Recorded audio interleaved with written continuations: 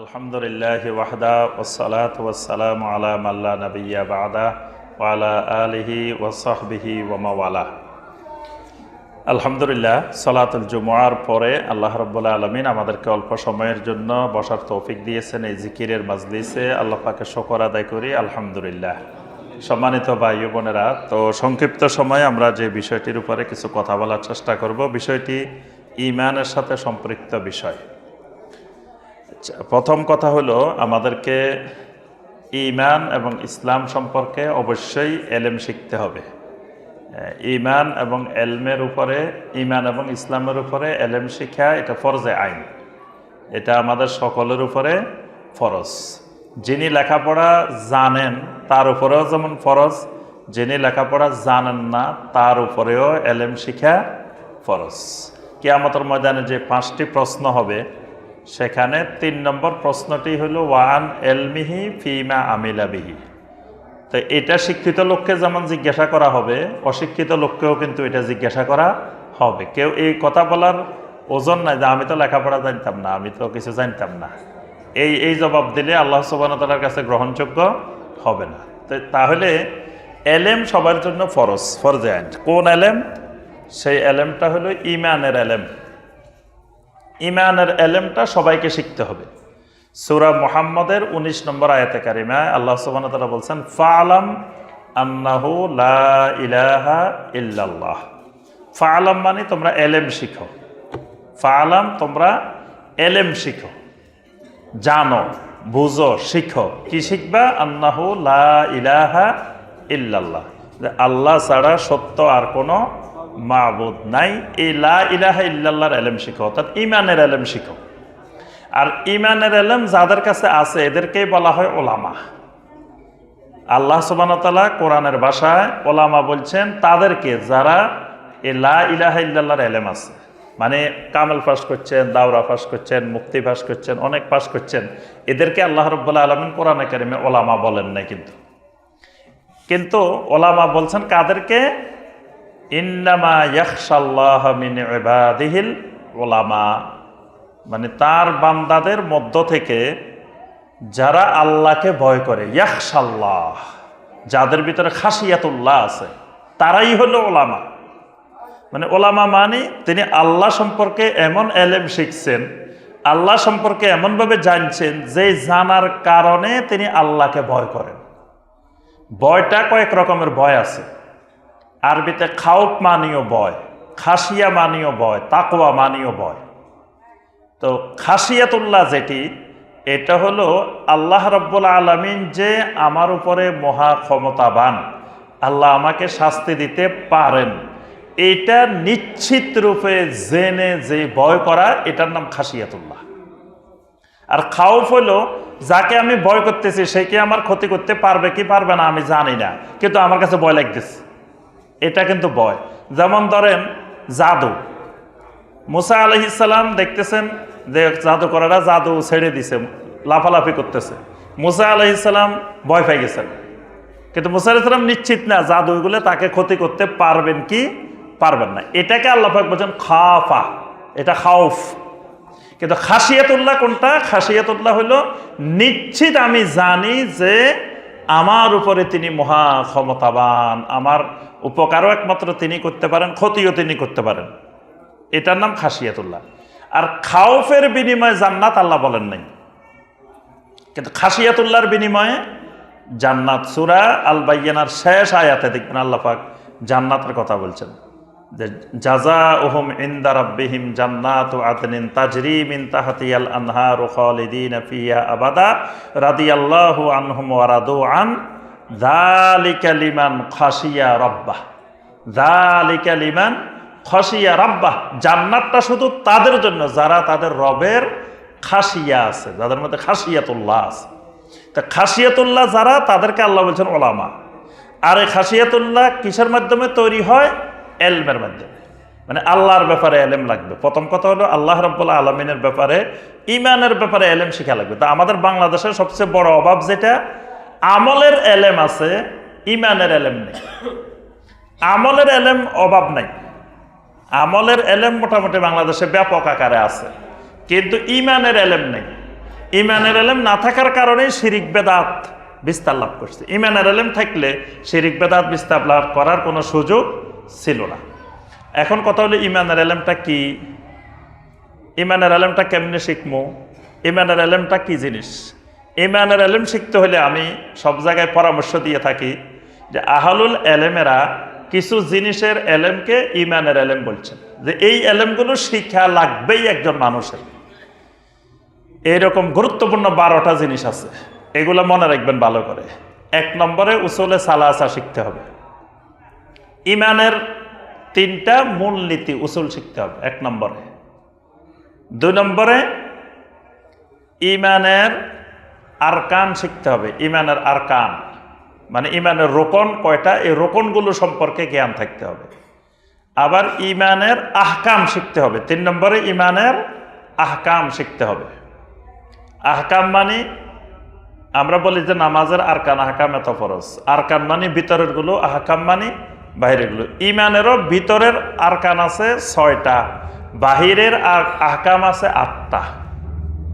তো এই বাহিরের 8টা সম্পর্কেও জ্ঞান অর্জন করা লাগবে। ভিতরের 6টা, বাহিরের 8টা, তাহলে কয়টা হয়েছে? হ্যাঁ না 14 না, মানে ইমানের এলেম কয়টা বলছি? 3টা বলছি। 4 নম্বরে যেটা শিখতে হবে সেটা হলো ইমান কেমনে ভাঙ্গি যায়, এটাও শেখা লাগবে। অজু শিখা যেমন ফরজ, অজু কেমনে ভাঙ্গে এটা শেখাও ফরজ। না হয় একবার অজু করলে আজীবন অজু করা লাগবে না, কারণ তার অজু আর ভাঙবেই না, কারণ এতে অজু কেমনে ভাঙে এটা জানে না। এই জন্য অজু কেমনে করতে হয় এটা শিখা যেমন ফরজ, অজু কেমনে ভাঙ্গে এটা শিখাও ফরজ। তো ইমান কেমনে আনতে হয়, ইমানের উপরে কেমনে থাকতে হয় এটা শিখা যেমন ফরজ, ইমান কেমনে ভাঙ্গি যায় এটা শিখাও ফরজ। তাহলে ইমান ভঙ্গের কারণ শিখতে হবে, এটা ইমানি এলেম। 5 নম্বরে যেটা শিখতে হবে সেটা হলো আরকানুল ইসলাম শিখতে হবে। আরকানুল ইসলাম মানে ইসলামের 5টা রোকন আছে, এই রোকনগুলো সম্পর্কে জ্ঞান অর্জন করা লাগবে। 6 নম্বরে যেটা শিখতে হবে ইমানের বিপরীত জিনিস। ইমানের বিপরীত কি? কুফর। কুফর সম্পর্কে জ্ঞান অর্জন করতে হবে। কুফরটা কি, কেমনে কুফর হয়, কুফরের কত প্রকার, কুফরের কখন করলে কুফর হয় না, অনেক জ্ঞান আছে কুফরের এলেম। কুফর সম্পর্কে জ্ঞান অর্জন করা লাগবে। 7 নম্বরে ইমানের মূল যেই কাফেরদের ইমান আমাদের ইমান, 2 ইমানের পার্থক্য হলো তাওহিদ। আমাদের ইমানের ভিতরে তাওহিদ আছে, কাফেরদের ইমানের ভিতরে তাওহিদ নেই। এই তাওহিদ সম্পর্কে জ্ঞান অর্জন করতে হবে। 8 নম্বরে যেটির জ্ঞান অর্জন করতে হবে সেটা হলো তাওহিদের বিপরীত জিনিস। বিপরীত কি? শিরক সম্পর্কে জ্ঞান অর্জন করতে হবে।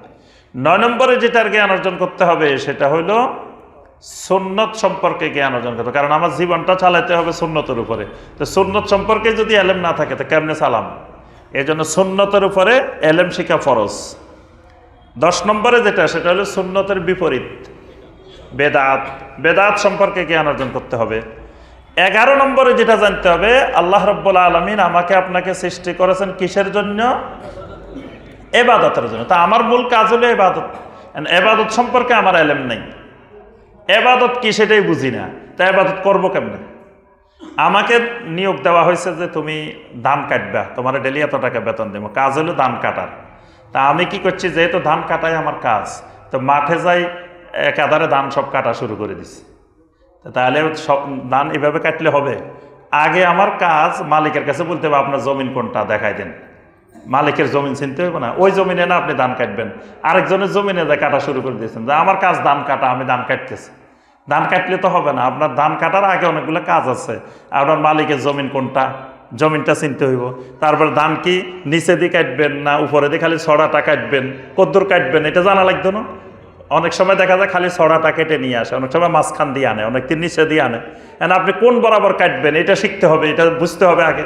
তারপরে আপনি কি ওই বার বান দিয়ে আনবেন না হোজা বান দিয়ে আনবেন? চিনেন আপনারা? একটা হোজা বান দিয়ে আনে না বড় করে, আর একটা হইলো বার বান দিয়ে আনে। কেমনে আনবেন? 2 ধরনের লোক থাকে, কিন্তু কেউ আবার ওই কান্দেরটা পারে না, কেউ খালি মাথারটা পারে। এখন মাথায় আনবেন না কান্দে আনবেন এটা জানতে হবে। তারপরে আপনি যে আনবেন এগুলো নিবেন কেমনে, গরু দিয়ে নিবেন নাকি মেশিন দিয়ে নিবেন না কেমনে, অনেকগুলো জিনিস জানার আছে এখানে। এখন জানি শুনি তারপরে আপনি কাজ করলে কাজটা সঠিকভাবে হবে। ঠিক আল্লাহ আমাকে আপনাকে বানাইছেন ইবাদত করার জন্য, তাই ইবাদতকে নিজের ইচ্ছা মতো করা যাবে? ইবাদত সম্পর্কে ইলম শিখতে হবে। ইবাদতটা কি? আল্লাহ পাক যেখানে বসে থাকবে বলবেন ওইটা ইবাদত। আল্লাহ বলে দাঁড়ায় থাকো, দাঁড়ায় থাকা ইবাদত। আল্লাহ যদি কয় শুয়ে থাকো, শুয়ে থাকা ইবাদত। আল্লাহ পাক যদি কয় দৌড় দাও, দৌড় দেওয়াটার নাম ইবাদত। আল্লাহ যদি কয় না এখান থেকে দৌড়াইও না, হাঁটো, এই হাঁটার নাম ইবাদত। আল্লাহ যদি কয় এখানে দাঁড়ায় থাকো, সামনেও যাইও না পিছনে যাই না, এখানে দাঁড়ায় থাকার নাম ইবাদত। আরাফাতের ময়দানে গেলে আল্লাহ কয় যে এখানে কিচ্ছু করা লাগতো না, খালি বসে থাক। আরাফাতের ময়দানে যে কি করা? উকুফ, এটাকে শরীয়তের ভাষায় বলে উকুফ। উকুফে আরাফা মানে আরাফায় অবস্থান করা, ওখানে যে বসে থাকবেন এটাই ইবাদত।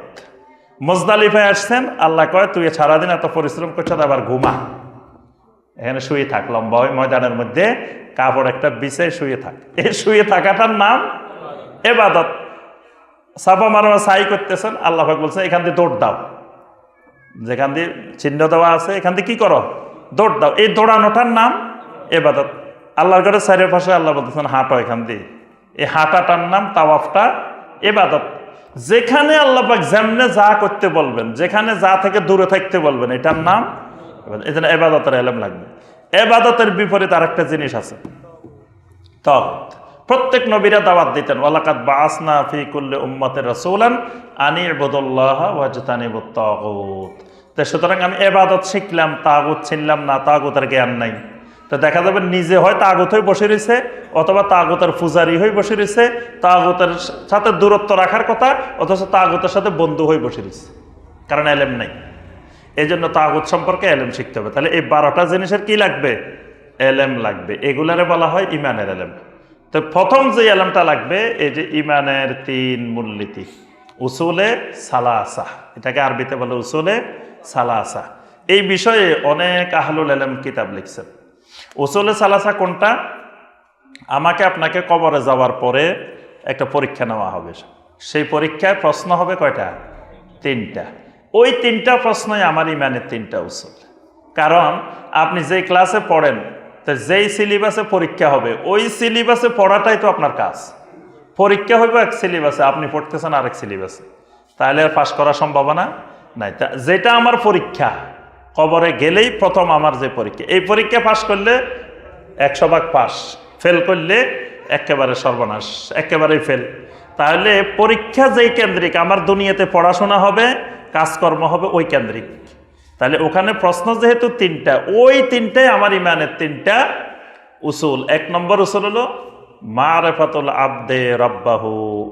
1 নম্বর উসুল হলো বান্দা তার রবকে চিনতে হবে, মালিক চিনা লাগবে। এখন আমাকে ইবাদত করার জন্য আল্লাহ বানাইছেন, আমি ইবাদত করব কার? ওই মালিক চিনে নিতে হইব। মালিক চিনা হইলো 1 নম্বর কাজ। কারণ মালিক না চিনি আন্দাজে আরেকজনের গোলামি করে বসে থাকলে তখন সর্বনাশ। এই জন্য ইমানের 1 নম্বর উসুল রবকে চিনা। এজন্য কোরআনের সবচেয়ে বেশি আয়াত রবের পরিচিতির আয়াত। কোরআনের মধ্যে দেখবেন সবচেয়ে বেশি আয়াত শুধু আল্লাহ রাব্বুল আলামিনের পরিচয়, রবকে রবকে রবের পরিচয়। কারণ বান্দার মূল কাজে হলো রবকে চিনা। এজন্য কবরের 1 নম্বর প্রশ্ন হলো মার রব্বুকা, তোমার রবকে চিনছো কিনা, রবের সাথে পরিচয় হয়েছে কিনা। 2 নম্বর যেটি, সেটি হলো মারিফাতুল আবদে দীনাহু, বান্দা তার দিন চিনতে হবে। দিন মানে ইবাদত, মানে ইবাদতটা কি কি, কেমনে করতে হয়, কি কি করতে হবে, তার কাজগুলো বুঝে নেওয়া। প্রথম মালিক চিনা, মালিকের ইবাদত করবো, তাহলে ইবাদত কি, কাজ কি, আমার কাজগুলো বুঝা, এটার নাম দিন। আর 3 নম্বর হলো মারিফাতুল আবদে নাবিয়্যা রাব্বিহি। এখন ইবাদতগুলো করব, ঠিক আছে, তো ইবাদতগুলো আমি শিখবো কোথায়, কোন পদ্ধতিতে করব, কার দেখানো রাস্তায় করব? সেটা হলো রবের, আল্লাহ একজন নবী পাঠাইছেন, ওই নবীকে চিনতে হবে। ওই নবীকে চিনা ইমানের 3 নম্বর উসুল। তাহলে এই 3টাকে বলা হয় ইমানের 3টি মূলনীতি। এই 3টার নাম উসুলে সালাসা।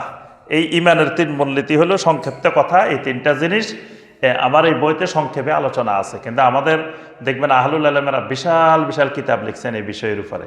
শাইখ বিন বাজ রাহিমাহুল্লাহর কিতাব আছে, শাইখ উসাইমিন রাহিমাহুল্লাহর কিতাব আছে, তারপরে আপনার শাইখ সালেহ আল ফাওজান হাফেজাহুল্লাহর কিতাব আছে, অসংখ্য কিতাব এই শুধু উসুলে সালাসার উপরে, বড় বড় কিতাব। এগুলোর উপরে আমাদেরকে পড়াশোনা করতে হবে। আল্লাহ রাব্বুল আলামিন আমাদের সবাইকে ঈমানী ইলম শিখার, ঈমানী ইলম অর্জন করার তৌফিক দান করুন। আমিন ইয়া রাব্বাল আলামিন। আসসালামু আলাইকুম ওয়া রাহমাতুল্লাহ।